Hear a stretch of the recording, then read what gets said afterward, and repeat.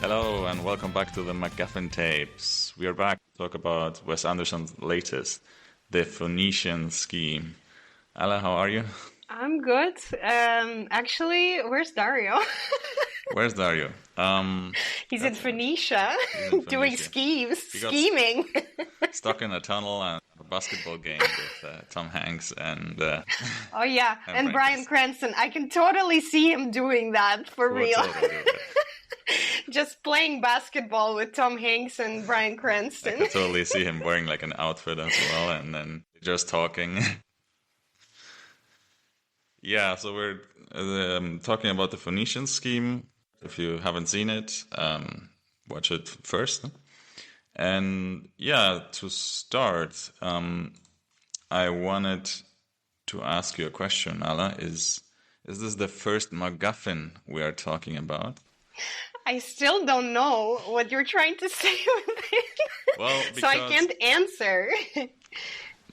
What I think the MacGuffin is in this movie is scheme, if you will, because the scheme it is revealed to us or explained to us in the beginning of the movie, where Toro's character, Shaja Cordet is his name, I think, talks to his daughter and explains her what his scheme is to sort of what is this about? Yeah, to improve the infrastructure and then to sort of lower these gaps or these margins between the different parties of this, or the different investors in this project.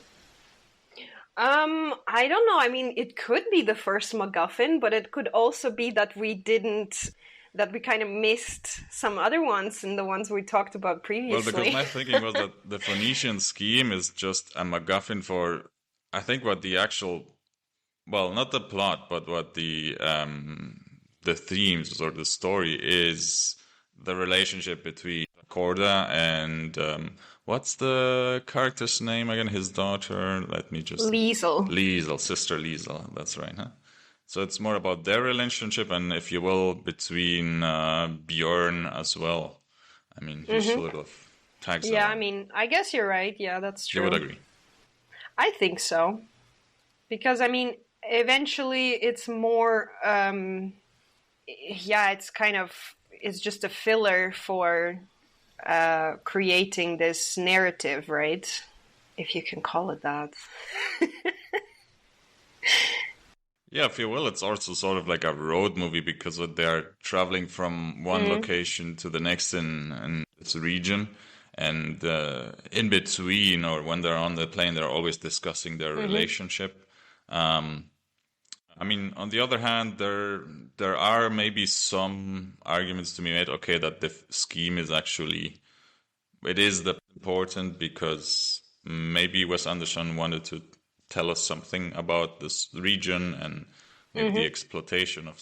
I mean, I would say it's probably not the main point. I would say if there is a main point, I think you can already read into my opinion of the movie.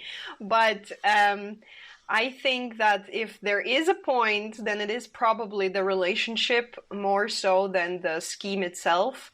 The relationship between Jaja and Liesel, of course, and also some other characters, some more minor characters. The uncle, if he is an uncle, and stuff like that.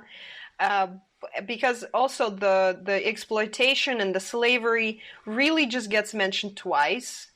I think it's very much not the focus of the story. But of course, the fact that Liesel is a nun and is kind of on a different side of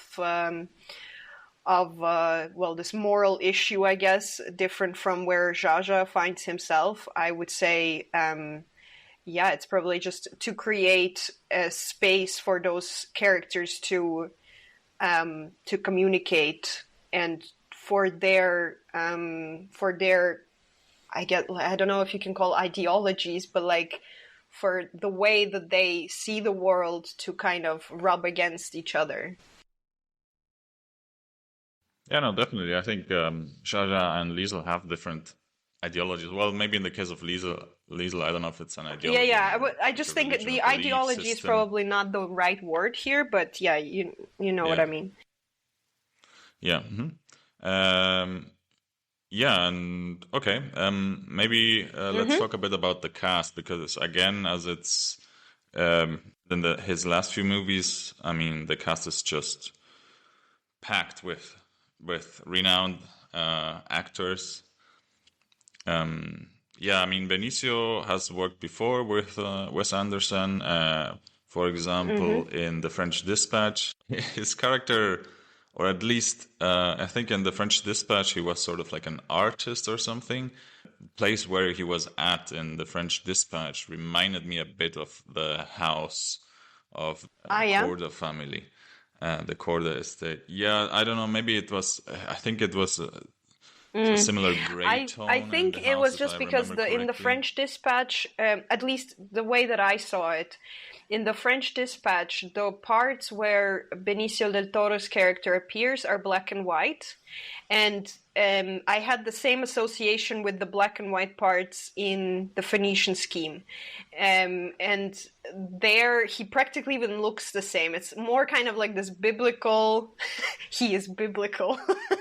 This biblical kind of feel and tone to it in the Phoenician Scheme, less so, I guess, in the French Dispatch, but still, I kind of could see this as if like it's a continuation of the previous story almost.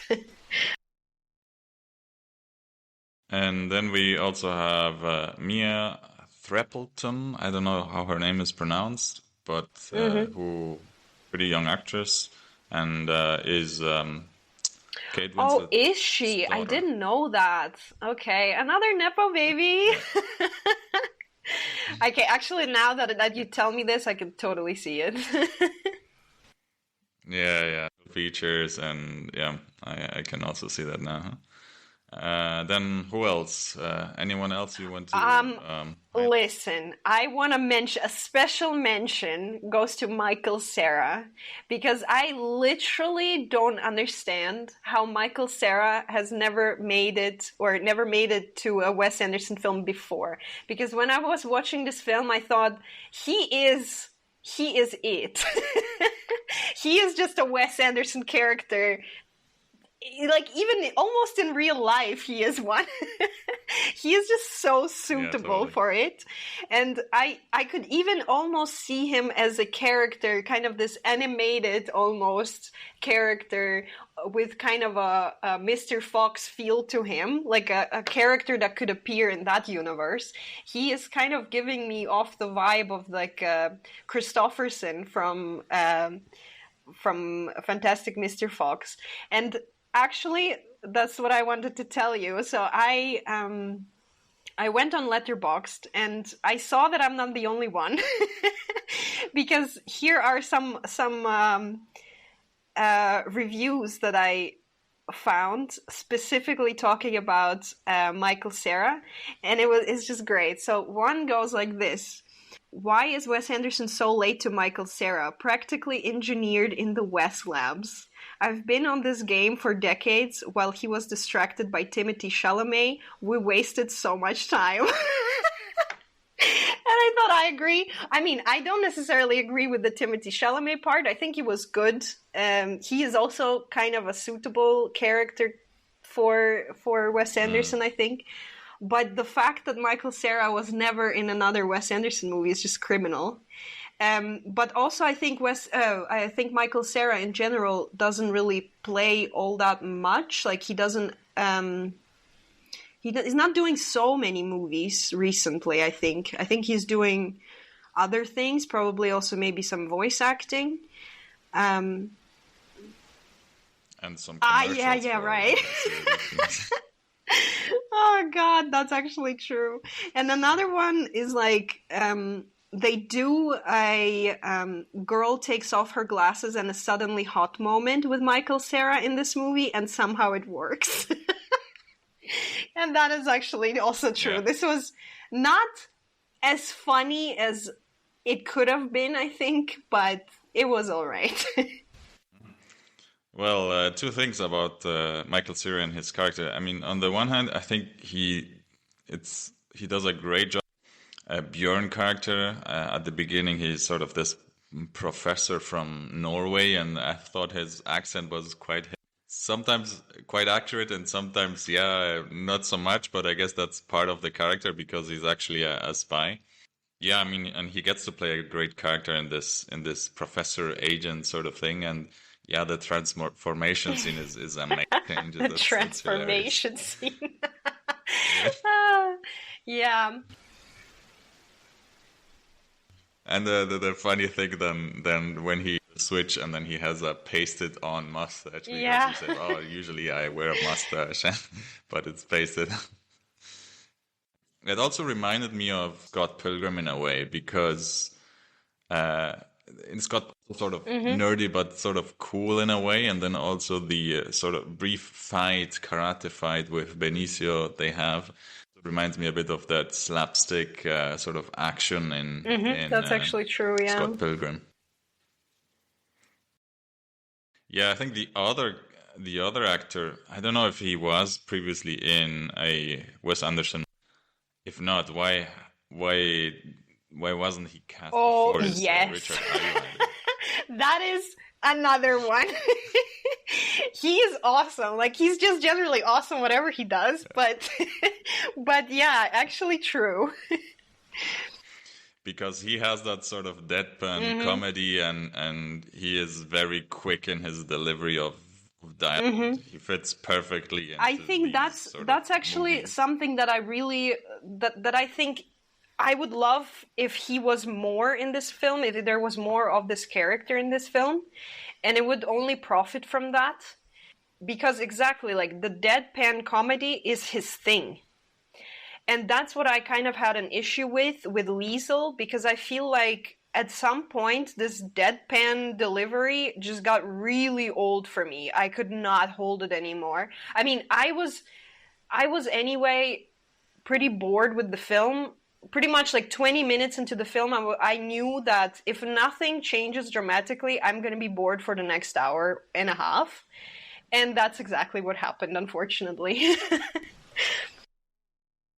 Yeah, we can talk a bit more in a second. What I wanted to say about Richard Ayoade, I think it's also cool because I felt like this role was a bit different for this revolutionary, sort of Cuban revolutionary or whatever, and it's sort of a more, I don't know, I don't know to say active role or a bit more extroverted role, or it's not this typical where he plays sort of a weird, quirky guy. So yeah, I mean, I I wouldn't thought say he only plays that was a weird nice switch up as well. characters, but yeah, probably more so than more like traditional characters, Yeah, I guess. maybe I haven't seen all of his work, but yeah, I mean, for what he's known for or how he I usually actually was presents kind of himself. surprised when I saw it in the very beginning, where they show the cast, or like the list the cast, and I saw his name and I'm like, oh, okay, that's gonna be cool. Let's see. Yeah, the title sequence I also liked. I thought it was a creative way of showing the cast. I mean, it's bird's eye view from the bathroom where he's sort of getting stitched back together and he's having some eggs and whatnot. And in the style of Wes Anderson, in the sense that it looks like a miniature static camera, and yeah, it's Yeah. interesting, I would say. Who else? Who else? I mean, from the cast, I would say literally every single person in this film is a star. Even if they appear just for a minute, they are a star. It's just kind of insane to me. Like, Charlotte Gainsbourg probably had 30 seconds of screen time, but she was there. And that's kind of, yeah, it's just crazy to me. But that also kind of makes me think, isn't he relying a little bit too much on that, on this star factor, and the fact that we will be watching for that, and we won't you won't have time to look away and get I mean, I wouldn't say not get bored, but you won't have time to look away because about every 2 minutes, a new star is on the screen. And I feel like this is kind of a manipulation tactic more so than any device that is made to keep the audience interested. I don't know if it's that much of a device. That's what I'm saying. It's not a device. It's a manipulation tactic. I wish it was a device. Yeah, but no, I don't know if it's a manipulation either, because his movies, I would say, are pretty niche or are usually for movie love. If having some famous actors draws in like the general public, if you will. I mean, but yeah, I would say at this point, Wes Anderson is not really, any art house filmmaker, like everybody knows Wes Anderson. Even if you haven't seen his movies, you already know his style. I feel like he is well known enough for the general audience. Yeah. Yeah, I don't know. Maybe it's some sort of manipulation because of the fast-paced rhythm of his movies, and the comedy or quirk doesn't distract me personally too much. So if someone new appears, oh, okay, well, here's this person that I know or have seen before, and then it's yeah, I get back to the movie. So it's maybe like, yeah, it grabs your attention for a second. Maybe that's necessary, but it doesn't take Who me I out also too want much of the movie. to mention is, as funny as it sounds coming from me, Tom Hanks and Bryan Cranston. As much as I don't necessarily like Tom Hanks in a film, because he's always the same, I would say in this particular film, both are awesome. I really enjoyed watching them. And just like the way they interact with each other and the way that they interacted with Zsa Zsa Korda and the prince was really cool. I thought it was kind of funny. And the way that they kind of inhabit the characters, I don't know. I thought it was like great work from their part. Yeah, I totally agree. I didn't like Tom Hanks too much in Asteroid City. It was maybe a bit more over the top or doing his typical Tom Hanks scene, so he didn't quite fit into the universe as well.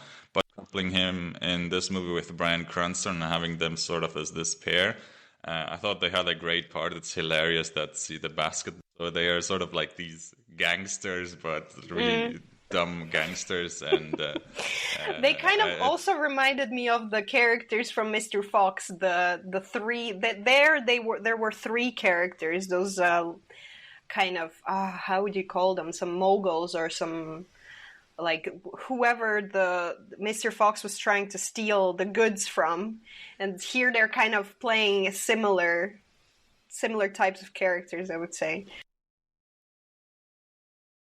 Yeah, the outfits are also hilarious, and I don't know if you have seen Middle, this TV show from I think early 2000s, where Bryan Cranston I haven't seen it. Played the dad, and a bit of that because there is one episode where Bryan Cranston is sort of an expert inline skater. This basketball outfit reminded me a bit of that as well. So yeah, those two together are hilarious, and then it is also hilarious that they cut. We don't get to see Riz Ahmed shot the shot. It's Zsa Zsa Korda, the reduction of the gap, or so that basically they won the bet. For me, there are two more people that I really enjoyed. One was Jeffrey Wright, who plays Marty, an investor, yeah. And I thought it was because he's been in a couple of movies and his line delivery was really fast paced and really on point. So, I mean, I was in there with him in that scene where we first get introduced to him. Person I quite enjoyed was Benedict Cumberbatch, because I thought, okay, he's bringing something different to the table. You were mentioning before the sort of deadpan delivery, And I think that's also the case with some of the facial most of the characters in this movie. But I thought that Benedict Cumberbatch got to do some twitches or some movement with his eyes, which was very subtle but quite expressive. And you can see, oh, okay, this is like the evil character of the film. So yeah, I enjoyed him quite a bit because I also had an issue with that characters are pretty expressionless, or the delivery is quite monotonous, or there's not too much. And in the end, I don't everything know. is For the me, same. I would So just say the problem was not so much the fact that the characters were not expressing or not emoting very, very much.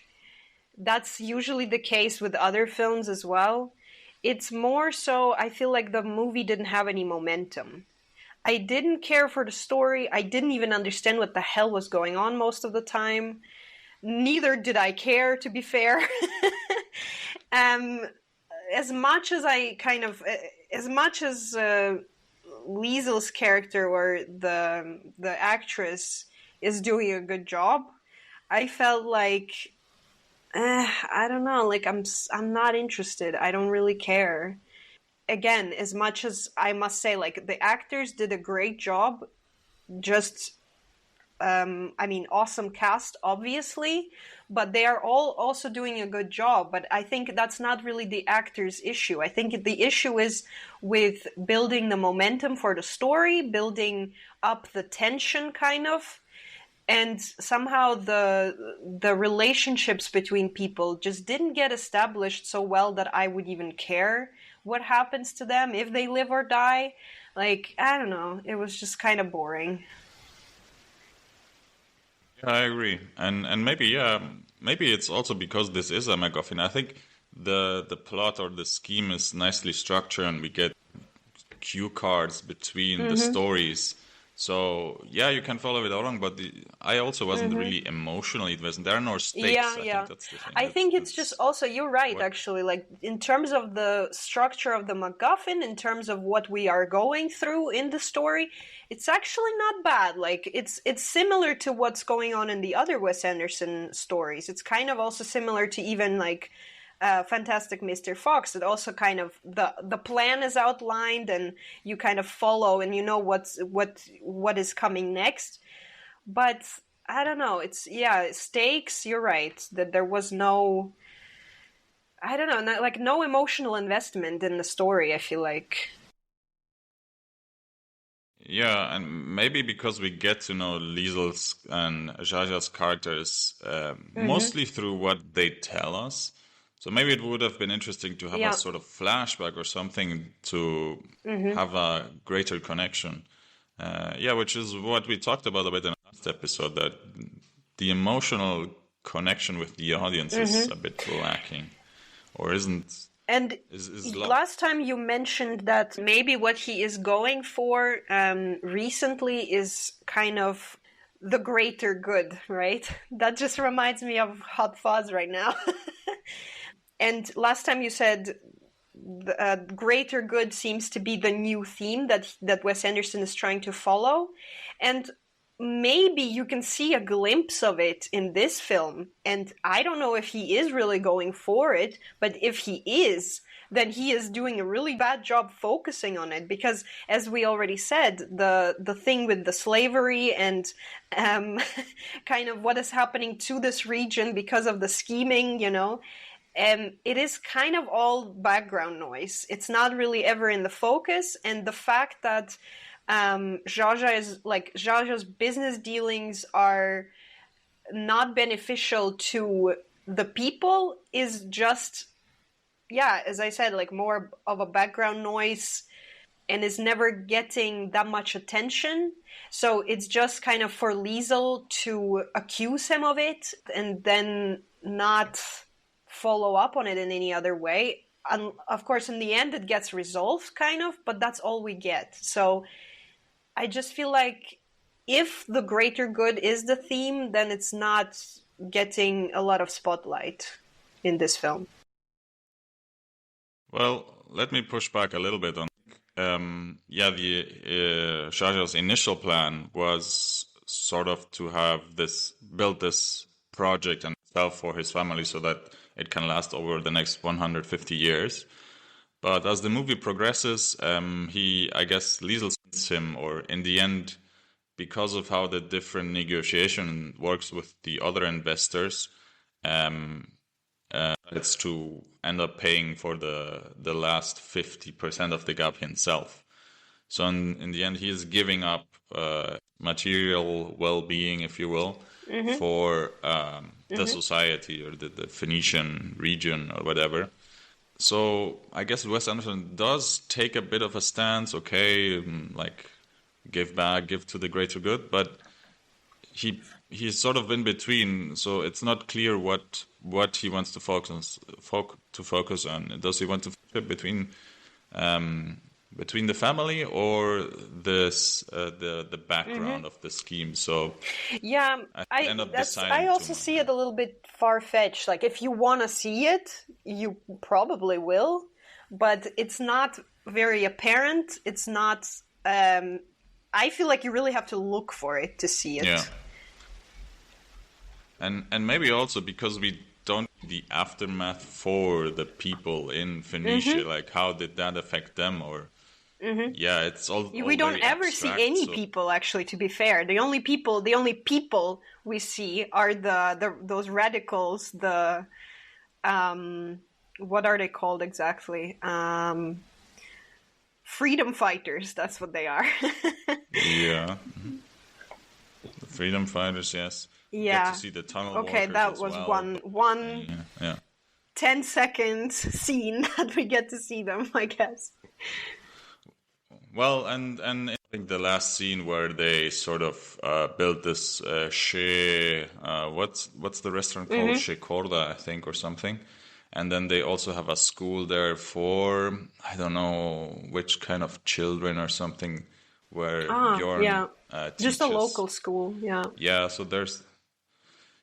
so we get to see that they help some people, but it's not as prevalent. Actually, the only moment where I felt a bit of something at all was the very end, where they sit down and they play cards. That was the only time where I was like, okay, this is nice. Yeah. I wish there was more of that in the film. I mean, of course, it's kind of your reward. It's supposed to be your reward for watching this film. I don't know. But to get, like, it's just like I was not emotionally invested in the characters and in the story enough for this to be my reward. And in the very, like, it should have built up to it. There was no build up. It was just like a separate sketch almost. I agree, yeah. Payoff, and that sort of Shahjahan gets his redemption, and they get to build a family, and I really like where they get to play cards, and actually Shahjahan gets to do something that he really enjoys, that is cooking. Oh, and also, like, so natural how he does all that. Like, I love Benicio del Toro, and in the scene in the cafe, I thought he just, like, looks insanely organic. He just looks like he was doing this his whole life. With, like, this serving and walking through the tables and just, like, opening this kind of money box thingy. I just thought, wow, that's really nice. That's really cool to see. I love that meticulousness of when he opens the what's it called, the box with the money, and then how he puts aside the pen on his notepad and closes the box again. We get to see the meticulousness in some of the plane scenes as well, I would say. But yeah, it was also a highlight for me. That's what I'm saying. Like, in terms of acting, fantastic. I can't complain about anything. It's just the story and I guess the structure of the story, and maybe the script and the way that the characters, for me at least, I'm talking for myself, don't make me feel much. Nobody really does. I didn't really even find the movie that funny. I laughed maybe like twice. And I know it's supposed to, like, if I'm talking about the Tom Hanks and Bryan Cranston scene, I know it's supposed to be funny. It's not really funny to me in the moment, it's just funny in the sense of, if I just saw this clip, maybe it would be funny. And it's made more funny by the fact that those are such huge actors doing such silly things. And not so much, it's basically not the win of the script and the writing. It's just the win of all the other aspects that are in it, and they just maybe happen out of context to make the scene look a bit funny. That's just my issue with the whole thing. Yep. Yeah, I think the humor. I laughed out loud some moments. I thought the hand grenade as a gift was funny. Maybe the first couple of times, but the other sort of callback is when Benicio says, "Oh, I feel myself. I feel very safe." I actually like that line. Also, I thought the other thing, when he says, "Help yourself to a hand grenade," and then Cumberbatch says, "No thanks, I have my own." That's kind of funny as well. But like, by that point, I'm so bored out of my mind already that I'm like, yeah, okay. Just like, it's just not, you don't surprise me anymore. I don't even know how to explain it, but like, I'm just not invested in anything. Well, I thought the beginning was quite surprising when his assistant blows up in the plane. That's very unexpected. Yeah, actually, and also I thought there's quite a bit of violence in comparison to other films. Okay, he never really shies away from violence, not in a very graphic way, obviously, but probably every film of his has some violence, has like some aspect of people getting hurt. That's actually, now that I think about it, maybe it would be interesting to explore how he uses that. But in this film, I felt like it was a bit much for himself. Not that it was like too violent or graphic or anything, but yeah. No, but definitely, I think it's a bit more than Asteroid City and the short stories and the French Dispatch. I think they also didn't have that. Had less, violence, yeah, but I think it's more like what you said, that it's the characters getting hurt, or Shasha getting hurt, and it's also or maybe it also speaks of the sacrifice Shasha makes. The other moment that was also already talked about was the reveal of Björn. I mean, as an American agent, and then the slapstick fight was hilarious, and then how he dives into the quicksand to save Benicio. I thought the dive was awesome. What did you think about the final fight between Cumberbatch? So boring. I thought, can we please stop? Because like, at this point, I swear, within about 20 minutes, I thought, okay, boring. And it just continued for me the whole time. And when this fight was happening, it was just the epitome of that. It was just the highlight of the boredom. If you can even say that, because it wasn't even interesting to watch. There was nothing, again, no stakes, I feel like. I don't care if you live or die at this point, and myself, I feel very safe that he's not gonna die. Because he never did so far. So basically, just like, he's probably not gonna die. And even if he is, okay, whatever. I don't know. It's just like, nothing, I felt. What did you think?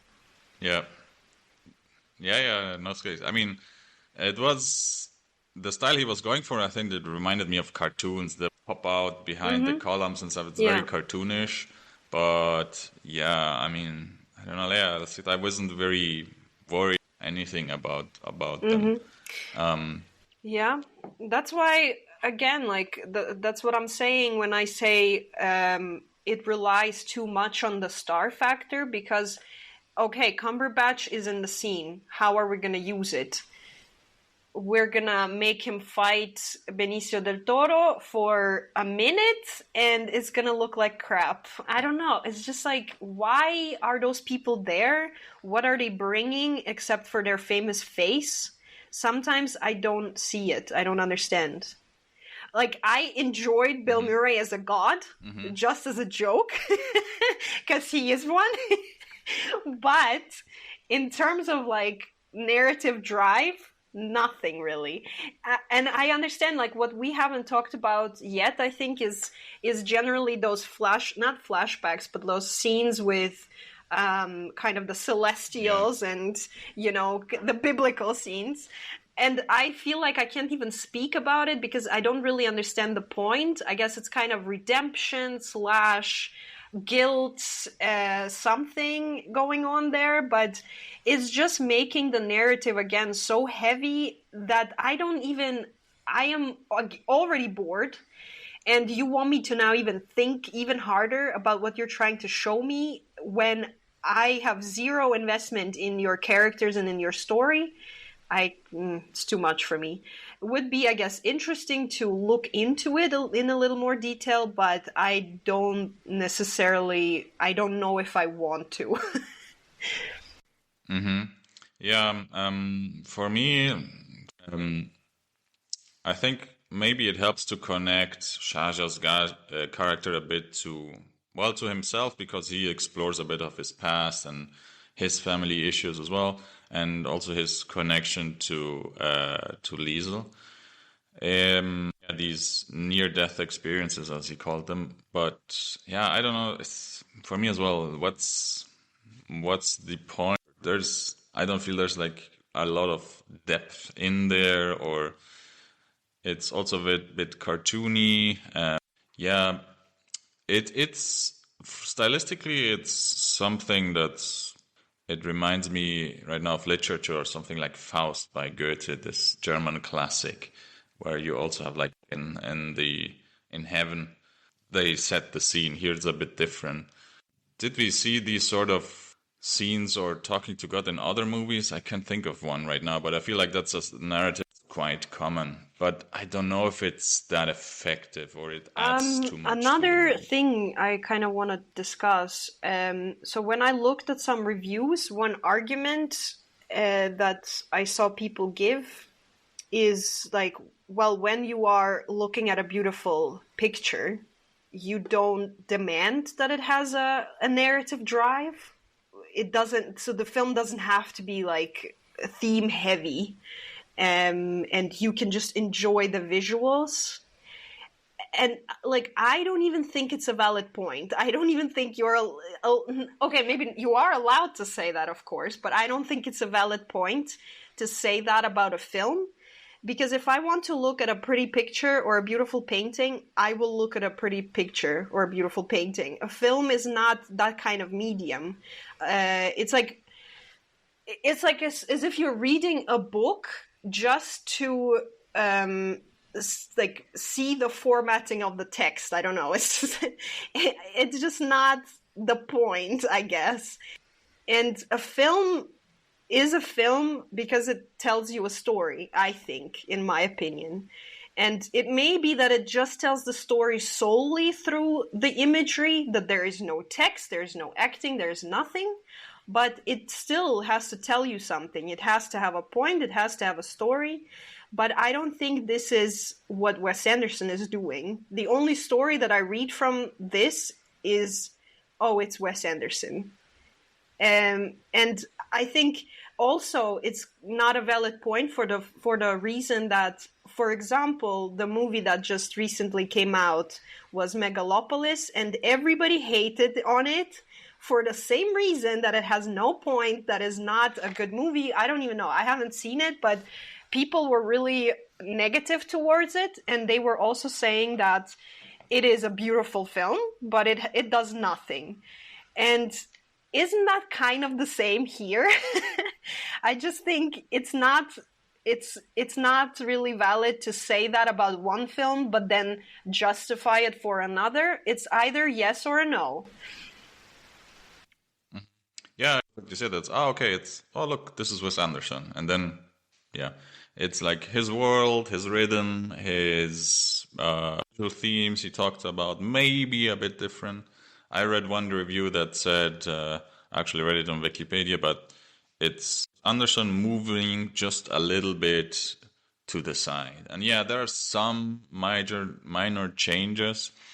One thing is that he's working with another director of photography, who is Bruno Del Bonel. He has another director of cinematography. Here, some differences I could see was, for one, the scenes where they doors and we get to see the camera from behind. So, like exploring in depth. So that's something that we see too much in Wes Anderson. Usually it's quite flat. And then, what else? Yeah, there is a scene where we see Benedict Cumberbatch from behind. So there are some slight differences to his usual movie, but it's not too much that, that it would generate something in me. And these are changes that, like, it's the format is a bit different. But yeah, I also think this zooming in kind of, at least the way that I remember it, it only happens once when Jaja is sitting in this bathtub and this message comes in, right? And then they zoom in on him. And I'm like, that's an unusual way to move a camera right now for a Wes Anderson film. Happens once, does nothing for the narrative. So it's pointless. There's nothing to it. And you will only notice it if you know the style, if you're looking for something. If you are just watching a film and you are not invested into like analyzing it or anything, you will not notice it. And it does nothing to you as a viewer in terms of like changing your perspective or maybe seeing something from a different angle, or they have to show it to you exactly like this. It does nothing. So what is the point?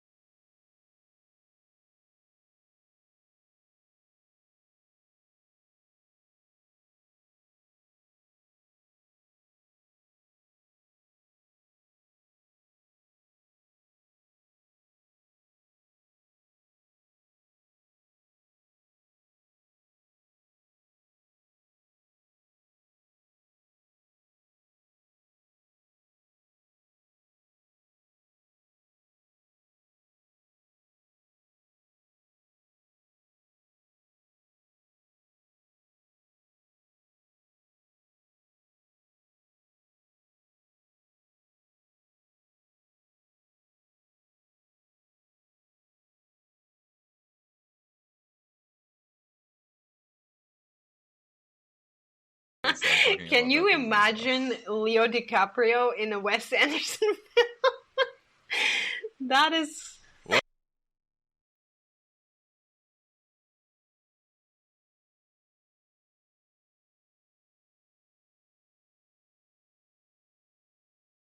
But I'm actually very excited to watch this film because, like, seeing Leo in such a role is very unusual. Thank you, Sensei. I agree. Oh, God.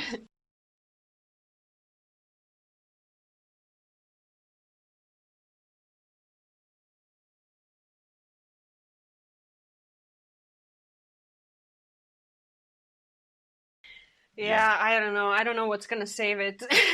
But unfortunately, I mean, as I said last time, I think, in our previous podcast, I said that I expect to have a similar reaction to the Phoenician Scheme as I did to the French Dispatch or to Asteroid City. I think it's closer to Asteroid City in the fact that I was just as bored and just as uninvested and uninterested, and that's indeed what happened, unfortunately. And now I am even questioning whether I still call myself a Wes Anderson fan, if I'm still even allowed, because like the past however many films I didn't like at all. So Yeah, I don't know. I have no suggestions. I'm not a filmmaker, but I definitely have a hope that at some point something's gonna come around that has just kind of at least a similar emotional impact as some of his other older films, for example, as the Tenenbaums or Darjeeling or even Rushmore. Or Moonrise Kingdom, and that's really my hope. I think that's really what I'm expecting from him. Of course, the fact that the characters are not emoting as much, I wouldn't say this is something that takes away from the emotional impact. I think that's something that adds to it once you do get it, once you do kind of reach the point of this catharsis in the story where something gets resolved. And the fact that people cannot communicate and cannot emote properly is exactly what makes it possible for such an emotional impact to happen. Because if people are open to emotional communication, then it's not as impactful.